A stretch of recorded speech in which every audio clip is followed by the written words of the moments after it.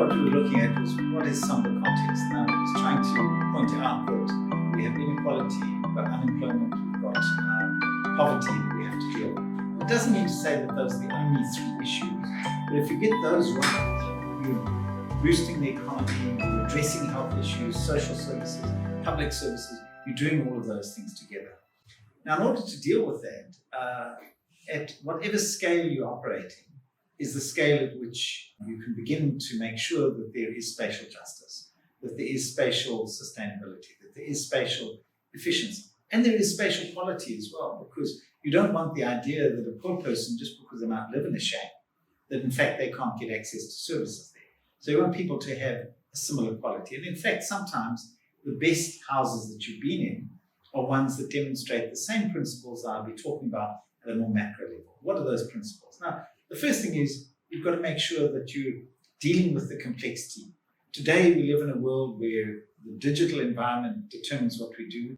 Increasingly, we can be off-grid in almost every sector. Soon, we'll even be able to walk around while we're walking around. Our phones will get charged. We won't need to plug them into plug points or whatever. So we're going to start thinking about the kind of world that we're going to be. The workspace is not only defined by the central areas of a city, you can be working online wherever.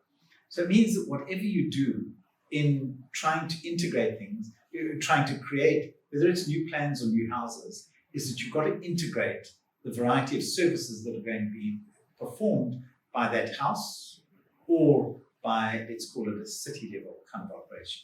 And what do I mean by that? Let's take the issue of water. Historically, we'd go and put a big dam up somewhere. The dam would collect rainwater. We'd get some very big, what are called bulk water pipes. We'd pipe those down to a place where there's a reservoir. The reservoir would clean the water, then it would reticulate it to each individual house. Now, if you just think of all of those things that are happening there, today, we shouldn't be building things that way. We should be making sure that all that water that is going to flow from the dam down those pipes is in fact flowing through a turbine. And so in that turbine, we can make sure that we're actually generating some electricity, some energy from that turbine itself. So now we're starting to integrate energy into the water production. But we shouldn't stop there, because if in fact in that same pipe, we put our bulk ICT cables, for example, the cables that we need, if we're cabling the provision of infrastructure, then we put the cables in those pipes. We don't have to dig holes for it because there's already a pipe there.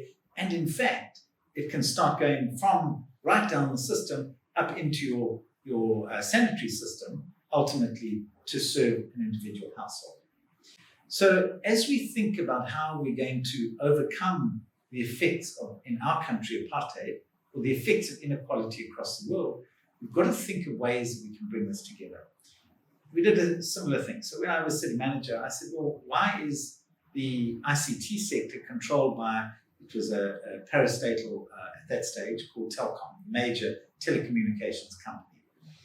And yet the city had its own fiber. So I then basically said, well, let them take us to court. We're now going to use some of that fiber, not for electricity purposes. We're going to use that to make sure that we don't have to pay for telephone calls anymore. And so we just made sure that we took some of that fiber and it was illegal at that stage, but we got government to change its law to now allow voice over internet protocols to exist, which meant it could exist. We had a World Cup in the city. At the end of the World Cup, the Australians had built themselves a camp where they were, and they had about 60 computers. We then were able to do the principle I'm talking about in choosing one of the poorest informal settlements in the city, where we were then able to take that fiber right down the last mile to where those poor people were, to the school in that neighborhood there, and put those computers there, which have free access to the internet there.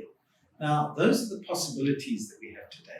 If we do a number of things, firstly, we must start aligning all of these plans, because the challenge with engineers and often architects is that they don't really understand environment very well. Now, architects might hate me for saying that, but they've often built housing that is antithetical to the principles of environment. And yet they build good houses, they're safe and secure, but make sure that they've got lots of stability in there.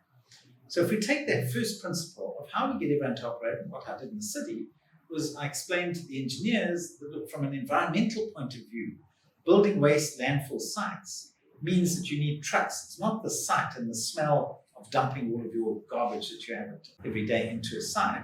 It's the trucks coming to that site that are impacting on the environment. So if we want to reduce what's called the ecological footprint, let's make sure that we both reuse and recycle that garbage coming in. But not only that, let's have many distribution points at which we can do this, which means that we're reducing the fact that trucks need to come in. So we had to teach them about the environment, even though they were very good at engineering and those issues. But equally, the environmental teams that I had working for me, I had to try and say to them, look, you've got to think about the market. We live in a capitalist world here. You can't suddenly say that everything that you see that's green can't be touched.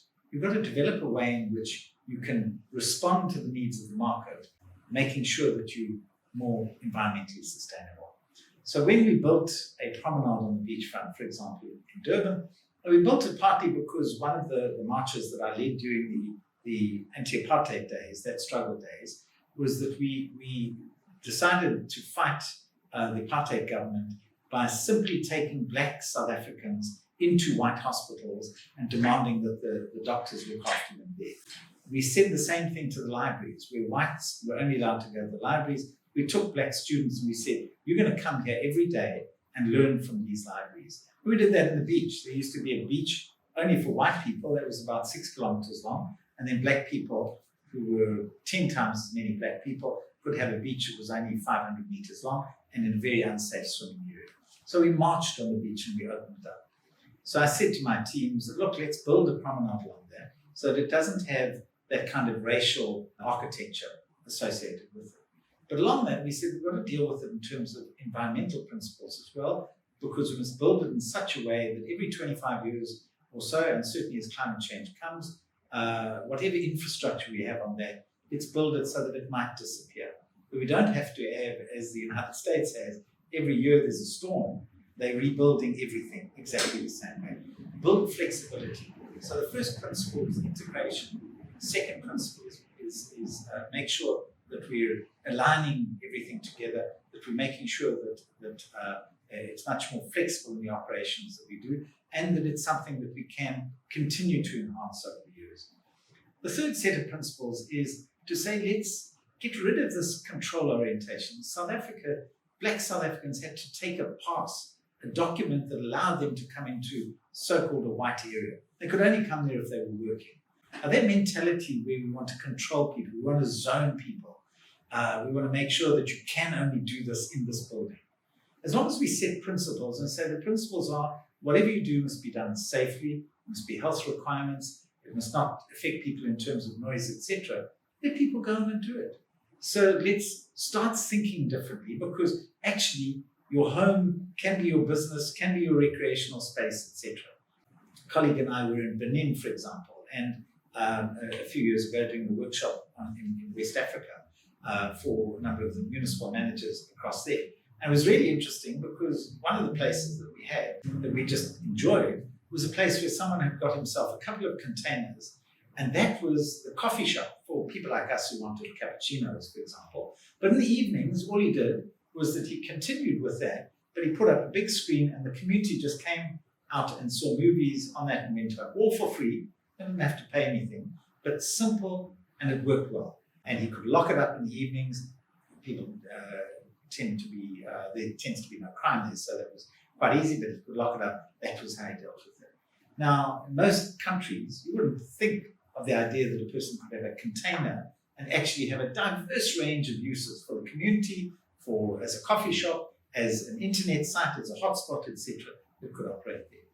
So the world that we're moving towards now has to be a world that thinks of environmental issues, that thinks of economic issues, that thinks of social issues, that makes sure that it's infrastructure that is sympathetic to those needs there. Whether we're building a room, whether we're building a house, whether we're building a community, whether we're building a nation, let's begin to build those into our principles there. So issues like zoning become very important in making sure that we don't have a zoning that is control-oriented. We have a form of zoning that is development-oriented, that encourages you to do things. As long as you're not hurting people, as long as you're not through noise or other means, as long as it's a space that can work, let's let it work. Rather than the kind of world we come from, where we wanted to control things. And we wanted to make sure, and whether it was for racist reasons or sexist reasons, or whether it was simply so that you could promote capitalism at that level, the world we live in now is a very different world. And that's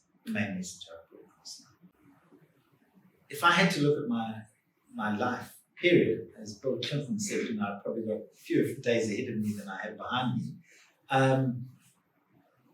It was the fact that I learned from other people. In South Africa and Africa, we have a concept of Ubuntu, the fact that you are only as good as the people who surround you and the people you listen to, the people you learn from. The first thing I would say is that make sure that you can learn a lot. You'll always make mistakes. Don't worry about mistakes. Make decisions rather than being too scared to make decisions. When you make decisions and say things and someone criticizes you, that's part of that building experience. So the first thing is just make sure that whatever you do, you're operating in a world that you're as absorptive as you are giving at that level. But then be an activist too. So in whatever position you find yourself in, make sure that you're an activist in the sense that you're engaging around what's being done now and what, in fact, you want to accomplish. Think of the impact that you're going to have. Think of the outcomes as much as thinking about your inputs and your outputs. In other words, what you're doing right now. Try and think about what is going to happen in years to come. I often said to my senior management, when you go to bed at night, you've really got to say, what is it that I did today that I hope in 50 years' time will begin to make, I mean, hopefully it does something today, but will it be in 50 years' time, someone will look back and say, gee, the way they thought through that strategy in terms of ICT has really helped us give everyone access to the ICT, for example. So that, for me, would be the second principle of being activists. The third is you've got to be thinkers. You've got to be people who are continually thinking about what you're doing, reading about it, research. It's so easy today. If I had to tell you about what my life was in trying to study, for example, you'd laugh at me. Everyone laughs at me. Faxes only came in towards the end of my PhD, and that's fax machines. The idea of emails and things like that didn't exist at that level. So how do we make sure that we're thinking of the world that we're going for? So don't start with building houses, for example, if you're going into the architecture field, as if they're going to be these four-roomed houses. Rather think of spaces of a design, sets of concepts that are environmentally oriented, that allow people to do their activities. This idea that we have bedrooms we sleep in for 6 hours a day. We usually do nothing in. Some people got babies in there, but it's another story. But the reality is that we build these houses where 3/4 of the house might be bedrooms, and then we have this tiny space, which is a kind of kitchen or whatever. Rather than saying, actually, let's have much more flexibility there. But yes, there might be some older people that want their own little space, as it were. For the rest, hey, it's often as comfortable to make sure that you're staying until late in the party and then being able to fall asleep on your own couch or whatever. So let's think of that flexibility there in everything we do.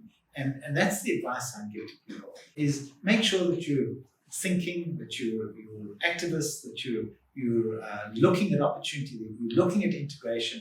Think of those in whatever work that you're getting into.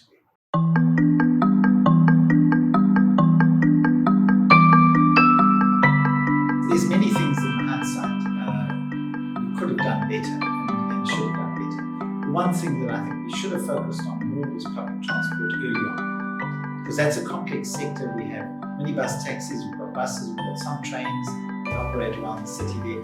Not all of those are under the responsibility of the municipal government. And that's why we didn't focus on it as much in the early years. And we left it to national and provincial government to do, but they did a pretty useless job. And so it was only towards the end we got in to start thinking through an integrated transport system that we could implement there. So if I had to do it again, I would have jumped in a lot quicker on that. Secondly, I would have jumped in much quicker in terms of making sure that we get flexibility in the way in which we do things, and that all of our facilities must be multi-purpose. I used the example of turbines, which we put turbines into our water systems, but that principle we should have used elsewhere. Thirdly, the thing that we had plans to complete was to make sure that the rollout of internet, rollout of fibre in particular, would have served the interests of poor people in particular. Sadly, since I've left, they've allowed the private sector to get in. Our model there said, no, we would lay the fibre. And what they would do then is make sure that they upgrade the broadband, etc., on that, so that they focus much more about the added value to it, but because that would have meant that all schools could be served very quickly. We should have speeded that up a little bit more in that process there. Now what's happened is that the market comes in, and the way the market works is that who can pay first, and then after that we choose everyone else there. So internet certainly is an area that we did things, and I would have done a lot more, in hindsight, in dealing with that. We've dealt with the issue of housing and homes. I think we did pretty well there, but for people living in shack settlements, because we're delivering 15,000 houses a year, people living in shack settlements still needed access to services. So we designed a concept which we implemented, but nothing's happened since then, which is where we put in containers which would have toilets and showers and washing areas. And so you'll see in some of the informal settlements around Durban we had that.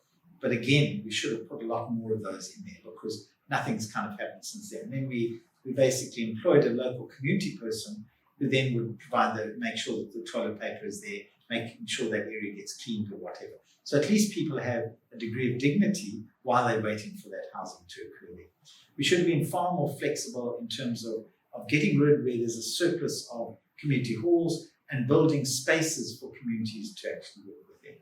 So those are part of what you have to do. And hindsight is always the best foresight, is that in the moment we did a lot. And that was great. And I had great teams around. Sadly, some of those teams then just found that they had to leave the city there. We did great projects on methane gas conversion into electricity, for example, great projects on environmental sustainability, where we tried to, so we built places where young people can come and learn what solar looks like, and it's not just solar, but also about having air bricks, for example, to make cooler environments, etc. So we built those sorts of things as that. So there were great things that we did, and I'm sure there's plenty more to do.